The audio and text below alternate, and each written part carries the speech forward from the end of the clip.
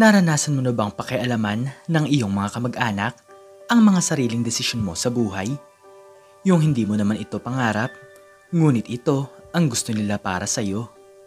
Ikaw kasi ang aasahan nila sa lahat ng gastusin at para bang sa'yo na gustong iasa ang kanilang mga buhay. Ikaw, may kilala ka bang ganito? Na ang pangarap ay nasisira nang dahil sa kanyang mga kamag-anak? Kung ganon, ay tunghayan mo ang istoryang ito na tiyak ay kapupulutan mo ng aral. Lumaki sa mahirap na pamilya ang babaeng si Queenie. Naghiwalay din kasi ang kanyang nanay at tatay nang dahil sa mga problema sa pagpepera. Mabuti na lamang at nasa Japan ang kanyang tiyahin na nagpapaaral sa kanya sa kolehiyo. Isang araw ay tumawag ang kanyang tiyahin. "Queenie, magpapadala ako ng pera ha? Basta ipangako mo sa akin na pagbubutihin mo ang iyong pag-aaral. Alam mo naman na mahirap lang ang pamilya niyo. Kaya ang gusto ko, pag nakatapos ka na sa pag-aaral, ay iahon mo sila sa kahirapan." Sabi ng kanyang tita Elizabeth sa telepono. Hindi naman makasagot ang dalaga sa sinabi ng kanyang tiyahin dahil mayroon din naman siya na sariling pangarap sa buhay. Napapatanong na lamang si Queenie sa kanyang sarili kung ano na lamang ang mangyayari sa kanyang buhay kung siya ang aasahan ng lahat ng mga ito. Lasinggero kasi ang kanyang ama at palaging wala sa bahay. Nauubos sa alak ang pera nito, ngunit hindi alam ng kanyang tiyahin na dito napupunta ang ibang ipinapadalang pera. "Tay, magpapadala po si tita ng pera para sa pambayad ko ng aking tuition fee. Papasok na po ako." Paalam ng dalaga. Masayang-masaya naman si Mang Jojo nang marinig ang sinabi ng kanyang anak. "Bigyan mo ako ng 1,000 ha?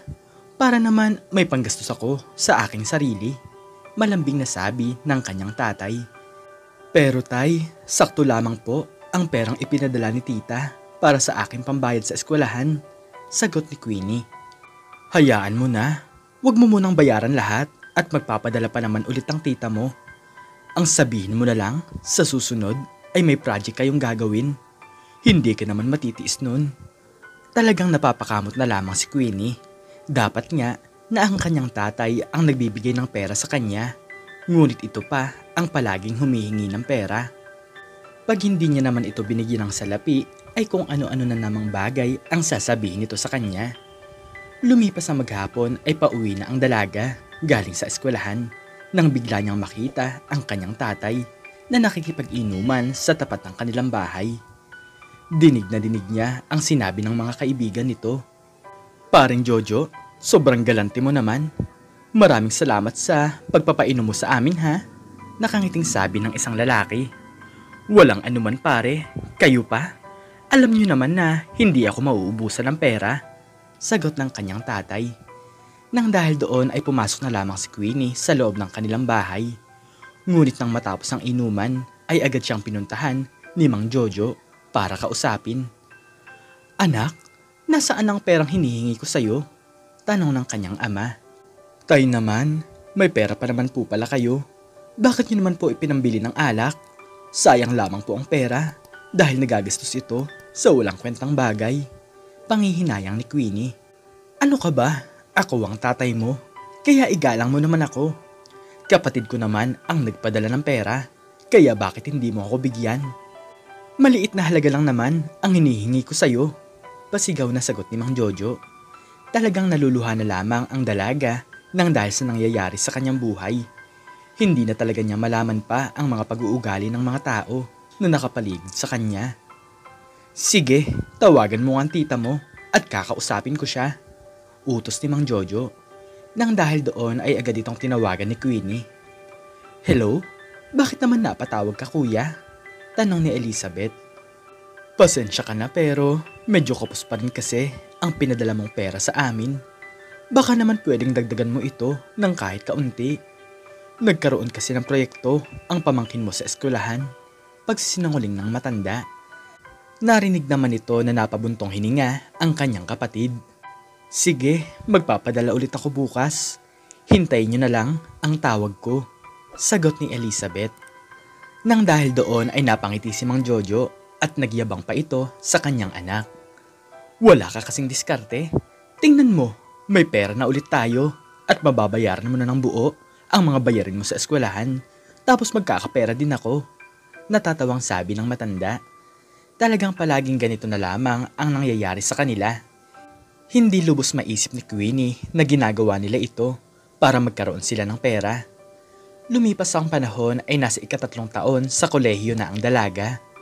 Dito niya nakilala ang binatang si Jordan at ito ang binata na nakapagpatibok ng kanyang puso. Hindi alam ng kanyang ama na mayroon na siyang nobyo, ngunit desidido naman ang lalaki na makilala ang kanyang magulang. Sa kaarawan ni Queenie ay pumunta si Jordan upang magpakilala kay Mang Jojo. Magandang umaga po, ako nga po pala si Jordan. Kinakabahang bati ng binata. Sobrang lakas naman ng pagtibok ng puso ng babae dahil hindi nito alam kung ano ang magiging reaksyon ng kanyang tatay. Mabuti na lamang at pinapasok ito ni Mang Jojo sa loob at tinanggap ng maluwag sa puso. Lumipas ang 2 buwan ay nalaman na din ng kanyang tatay at tiyahin na may relasyon silang dalawa. Nang dahil doon ay tumawag si Elizabeth. Queenie, huwag ka muna mag-aasawa ha. Palagi mong tandaan na ikaw lang ang aasahan ng tatay mo at ng iyong nakababatang kapatid. Ikaw pa ang magpapaaral sa kanya. Pangaral ni Elizabeth. Opo, bata pa naman po ako at wala pa po sa aking isipan ang pagkakaroon ng asawa. Sagot ng dalaga. Naging masaya talaga si Queenie simula na makilala niya si Jordan. Palagi kasi silang namamasyal sa malalayong lugar at kumakain sa masasarap na kainan. Queenie, pangako ko sa'yo na gagawin ko ang lahat para maging maayos ang buhay natin sa mga hinaharap. Nakangiting sabi ni Jordan. May tiwala naman ako sa'yo dahil kilala kita. Ganon din ako. Gagawin ko ang lahat para matupad ang ating mga pangarap. Nakangiting sagot ni Queenie. Ang gusto nila sa kanilang buhay ay magkaroon ng negosyo balang araw. Handa silang magtulungan kahit anuman ang mga pagsubok na dumaan sa kanila. Hanggang sa isang araw ay nagkaroon ng trabaho si Jordan at naging maganda naman ang kita nito. Mas matanda kasi ng 1 taon ang binata kaysa kay Queenie, kaya habang tinatapos ng dalaga ang kanyang pag-aaral ay nagtatrabaho naman si Jordan. Nang makaipon ng pera ang lalaki ay nakapagpatayo ito ng sarili niyang negosyo. Lumipas ang 1 taon ay sa wakas tapos na si Queenie sa kanyang pag-aaral at ang gusto nitong gawin sa kanyang buhay ay ang tulungan ng kanyang nobyo sa mga negosyo nito. Jordan, pwede bang tulungan na lamang kita sa mga ginagawa mo? Tanong ng dalaga. Aba, oo naman. Ito nga ang gusto kong mangyari. At kapag lumago na ang ating negosyo, ay magiging mayaman tayo. Masayang sagot ng binata. Nang dahil doon ay ito na lamang ang ginawa ng dalaga sa kanyang buhay. Binibigyan naman siya ng pera ng kanyang nobyo, ngunit nagalit ang kanyang tiyahin nang malaman ang bagay na ito. Sa oras na ito ay umuwi ang kanyang tiyahin sa Pilipinas para magbakasyon at pinagsabihan siya nito. Ano ka ba, Queenie? Nag-aral ka pa? Tapos yan lang ang gusto mo? Sayang lang ang pinag-aralan mo. Kaya mo bang buhayin ang pamilya mo sa ganyang uri ng trabaho? Galit na sabi ni Elizabeth. Tita, patawarin niyo po ako. Pero ito po ang gusto kong gawin sa aking buhay. Maliit man po sa ngayon, pero may pag-asa pong lumago ang aming negosyo. Magalang na sagot ni Queenie. Nagulat na lamang ang dalaga nang sampalin siya ng kanyang tita. Wala kang utang na loob. Gawin mo na lang kung ano ang sinasabi ko dahil alam ko kung ano ang makakabuti sa'yo. Higit sa lahat ay hindi ka makakapagtapos sa pag-aaral kung hindi dahil sa akin. Kaya ako ang magdedesisyon kung ano ang iyong gagawin. Galit na sabi ni Elizabeth. Talagang iyak ng iyak ang dalaga, ngunit wala siyang balak na sundin ang sinasabi ng kanyang tita. Nang dahil doon ay pinalayas siya ng kanyang tatay dahil wala daw siyang utang na loob. Siya na lang daw ang kanilang aasahan, ngunit sinayang lang daw ang pera sa mga walang kwentang bagay. Ngunit lumipas ang 1 buwan ay kinausap siya ni Jordan tungkol sa bagay na ito. Queenie, hindi naman kita pipigilan kung anong gusto mong gawin. Pwede mo namang sundin ang sinasabi ng iyong tita, paliwanag ng binata. Pero Jordan, ito ang gusto kong gawin sa aking buhay. Gusto ko rin naman talaga na magkaroon ng negosyo at nagtitiwala naman ako sa iyo, sagot ng dalaga. Nang dahil doon ay dumukot ng pera ang binata sa kanyang bulsa at ibinigay niya ito sa kanyang nobya. Queenie, ito ang pera. Tulungan mo ang kapatid mo sa kanyang pag-aaral. Huwag kang mag-alala dahil marami naman akong naipong pera. Nakangiting sabi ni Jordan. Buwan-buwan ay nagbibigay ng pera si Queenie sa kanyang pamilya. Ngunit kahit na isang pasasalamat ay wala siyang natanggap. Para bang kinalimutan na siya ng mga ito nang dahil sa kanyang nagawa. Ang gusto kasi ng kanyang tatay at tiyahin ay sila ang masusunod sa mga desisyon ni Queenie sa kanyang buhay. Isang araw ay pumunta ang dalaga sa kanila para bisitahin ang kanyang pamilya. Tay, nagbibigay naman po ako ng pera sa inyo. Patawarin niyo na po ako. Malungkot na sabi ni Queenie. Nagbibigay ka nga ng pera. Hindi naman sumasapat. Puro sa pag-aaral ng kapatid mo. Paano naman ang pagkain namin? Saan kami kukuha ng pera? Hindi ka na lang kasi magtrabaho sa iba para gumanda ang iyong kita. Galit na sabi ng kanyang tatay. Talagang gulat na gulat si Queenie nang dahil sa kanyang narinig. Hindi niya akalain na siya talaga ang aasahan ng kanyang pamilya. Hindi niyo po ba iniisip ang sarili kong mga pangarap? Wala po ba kayong tiwala sa mga desisyon ko sa aking buhay? Palagi na lamang pong pang sarili ang inyong iniisip. Pero kailan niyo po ba naisip na may sarili din po akong buhay? Umiiyak na sabi ni Queenie. Ang akala ng dalaga ay matatauhan ang kanyang tatay nang dahil sa kanyang mga sinabi, ngunit nagkakamali pala siya. Mas lalo pa itong nagalit sa kanya at nagtanim ng sama ng loob. Bakit bumalik ka pa dito? Ayaw ko nang makikita pa ang pagmumukha mo. Wala kang kwentang anak at sarili mo lang ang iniisip mo. Parang hindi pamilya ang turing mo sa amin. Galit na sabi ni Mang Jojo. Nang dahil doon ay umalis ang dalaga at talagang gulong-gulo na ito sa nangyayari sa kanyang buhay. Muli itong bumalik kay Jordan upang maglabas ng sama ng loob. Simula din sa araw na yon ay nagdesisyon si Queenie na gagawin niya ang gusto niyang gawin sa kanyang buhay. Nagpapadala pa rin ito ng pera para sa pag-aaral ng kanyang kapatid kahit na hindi siya pasalamatan. Ngunit sa oras na ito ay biglang lumakas ang kanilang negosyo na isang maliit na kainan dahil may ginagawang malaking gusali sa kanilang tapat.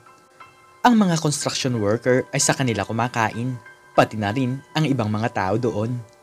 Ipinagpatuloy nila ang kanilang negosyo at nag-ipon sila ng pera. Hanggang sa isang araw ay nakapagpatayo pa sila ng patahian ng mga damit. Dito talaga sila nagtagumpay at ito ang nagpabago sa kanilang buhay. Pinopost nila ito sa social media at talagang maraming tao ang bumibili sa kanila. Ang iba ay maramihan pa kung bumili, kaya sumugal sila ng pera at umupo sila ng isang malaking pwesto. Maraming salamat naman at nagtiwala ako sa iyo, Jordan. Naiiyak na sabi ni Queenie. Hindi tayo nagtagumpay nang dahil sa akin. Nagtagumpay tayo nang dahil sa gusto natin ang ating ginagawa at higit sa lahat ay nagtutulungan tayong dalawa. Nakangiting sagot ni Jordan. Lumipas ang isang taon ay talagang naging maayos ang kanilang buhay. Nalaman din ng kanyang tatay at tiyahin ang nangyayari kay Queenie. Sa ngayon ay walang-wala na ang perang kinikita ni Elizabeth kung ikukumpara sa kanyang pamangkin. Muling bumisita ang dalaga sa kanilang bahay at sakto naman na naroon ang kanyang tiyahin. Nandito po pala kayo, tita. Umuwi lang po ako dito para mangamusta. At oo nga po pala, tay. Babayaran ko na po ang mga bayarin ng aking kapatid sa loob ng 2 taon. Seryosong sabi ni Queenie. Hindi naman makatingin sa kanya si Mang Jojo at Elizabeth dahil nahihiya ang mga ito sa kanya. Tay, wala pong problema sa akin kung ano man po ang nangyari. Tita Elizabeth, alam ko naman po na ang gusto nyo ay ang magkaroon kami ng magandang buhay. Nagpapasalamat po ako sa inyo dahil pinaaral nyo ako. Nakangiting sabi ng dalaga. Patawarin mo kami, anak, kung hindi kami nagtiwala sa iyo. Higit sa lahat ay nalaman ko sa aking sarili na ako ang totoong nagkamali. Hindi ako nagtatrabaho at pera ng iba ang aking inaasahan, tapos ako pa ang may ganang magreklamo. Malungkot na sagot ni Mang Jojo.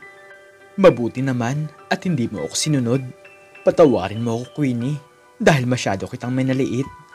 Lagi din kitang pinapakialaman sa desisyon mo sa buhay. Pero ito ka ngayon. Pinatunayan mo sa amin na nagkamali kami. Dagdag ni Elizabeth. Nang dahil doon ay muli silang nagkaayos. Ngayon ay nagtiwala na sila sa mga gustong gawin ni Queenie sa kanyang buhay.